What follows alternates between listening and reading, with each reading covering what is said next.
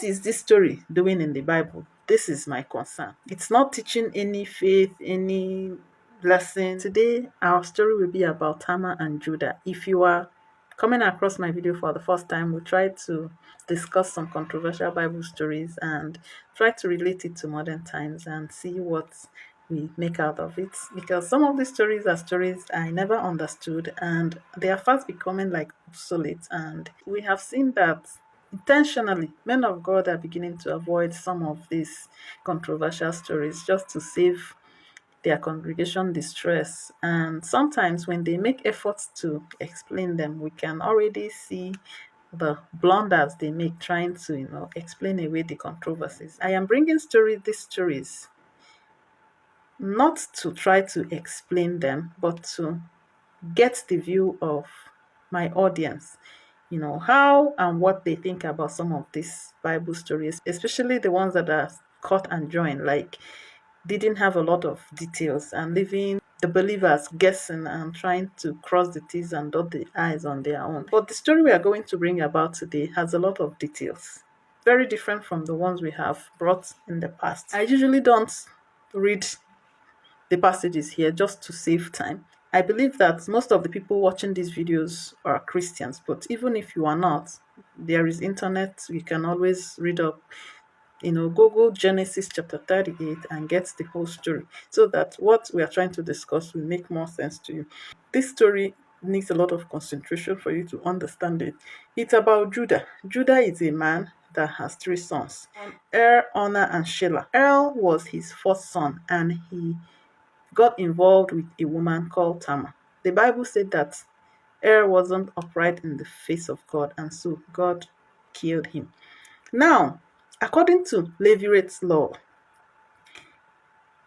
a brother can take over the widow of his dead brother, right? So if I am married to a man and he dies, his brother can become my husband. That's what it means. So, and Judah, their father, of course, gave his second son honor to Tamar. But the thing is, if you acquire your brother's wife, whatever children you guys are going to have will still be your brother's children. They are not your children. You are just going to service madam and sacrifice your life, and then eventually assuming children are items you can own. You don't own human beings. So because of this, Onan was not comfortable with this law and this arrangement. He didn't want to suffer in vain. He didn't want to have children that will continue bearing his brother's name. So each time he went into Tamar, his acquired wife, he will spill the semen on the floor. And God saw this and was not happy about it. And God also put Onan to death. Now, if you are Judah, their grandfather, what would you do? Would you give your third son, the last one, to the same woman?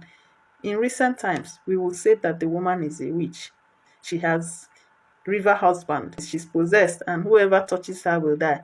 She will be banished. She will be, So, but Bible would not give us all of this kind of story. Except in this particular situation, it almost did, because Judah felt that something is abnormal here, and he was not very enthusiastic about giving his third son to Tamar. So what he did was to send Tamar back to her father's house and told her to go and wait. That Shelah, his last born, is still too young.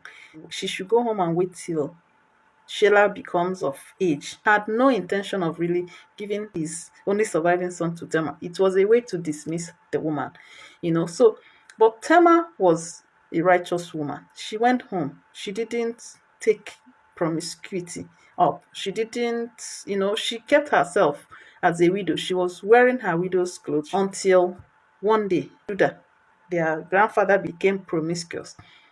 He was on a journey to somewhere, and then he decided to carry a shower. He decided to carry a prostitute. Guess what? The man was still mourning. It wasn't long the wife died. He was not supposed to sleep around. But then he decided to do a quick one and then called a woman by the roadside. Tamar had already heard that his father-in-law will be going on such a journey. Of course, if you are in wait or waiting for something, your ears and your eyes and your heart will be all in whatever it is you are waiting for. So she never left the family. Her eyes and her attention and everything was focused on the family, that all their movements, she knew about it. You know how these things work. So she heard about her father-in-law's journey and she decided to go and block him somewhere.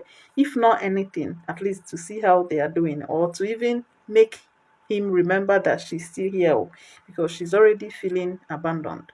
She disguised herself. She covered herself with mask and veil and all of that, and went and stood at the roadside. And then Judah got trapped. Maybe it's not everything that the Bible will tell us. Maybe Tamar already knew that this family is promiscuous, or that Judah has some weakness with women. Otherwise, there was no way a decent girl or a widow would go and disguise herself to see if the father-in-law will accost her or will approach her. If the man is not known for that kind of thing, right? So, and she did it and it worked. Judah contracted her for the night and promised to pay her with a goat. You can imagine being a prostitute and they are paying you with a goat. But then the goat was not there now. You cannot be going to a prostitute's room and carry the goat along. So you have to make a pledge to bring the goat later. But then, how will the woman be sure that Judah will not go away in the morning without remitting the goat? So Judah had to make a pledge, give his belt and his staff to the prostitute to keep until he brings the goats. So Tamar went home, sneaked out in the morning, removed her disguise, and went home. So when Judah returned home and gave the goat to his servant to go and give to the prostitute, they could not find her anywhere because she was not a prostitute. They questioned the neighbors about a prostitute, that has a spot here, and they said there's no such thing. We've never had a prostitute like that. And then Judah said, I beg, stop asking before we disgrace ourselves, before we bring our nyash out. So Tamar went home. She already slept with Judah. She became pregnant. You know how these things are. When you are a wife and you are trying to get pregnant for your husband, or you guys are trying to conceive, it will become a work, serious work, prescription of morning, afternoon, night before you conceive. But if you are going to do oshofri or this quickie one touch, you are already pregnant. The way they are getting pregnant for celebrities. So just that one touch with Judah, she became pregnant. Now, remember that she's supposed to be a widow waiting on Shelah to grow up. So Judah heard that their widow, his son's widow, is pregnant, and it's a taboo, it's a crime. Why would you start prostituting and get pregnant when you are supposed to be a widow and waiting for my son that I am not even ready to give to you? So you know how this jungle justice, and nobody will talk about who you did it with. They brought out the woman to stone her, and the woman said, "Can I say something?" And he said, "Yes." And they said yes. So she said, "The man I'm pregnant for is the owner of this stuff and this belt." So, and Judah realized that, he's worse than the person he's trying to put to death. Now, this story ended with the fact that Tamar, that sex they had that night resulted in pregnancy that produced twins. So Judah impregnated Tamar. Tamar that didn't have a child for the first son, didn't have a child for Onan, and then now had twins for their grandfather. So now, and remember that this Judah, their grandfather, cannot be the father to children born to a widow. That children will still be bearing his son's name. So now his a father to his grandchildren. Are you guys getting what I'm saying? He's a father to children that are to his grandchildren, because the children, according to Levirate laws, are his first son's children. Now, Toma had two sons in the process. The twins were sons, Perez and Zerah. And there was a mix-up when she was about to give birth to them. Zerah brought out his hand, and the midwife tied a red cloth on it to identify him as the first one. But then he didn't continue coming out. He took back his hand, and then Perez came out first. And now Zerah, the one that was supposed to be the first son, now came out second. Okay, that was not enough. Do you know that Perez eventually was the one Jesus' lineage came from? David, Jesus came from the generations of Perez.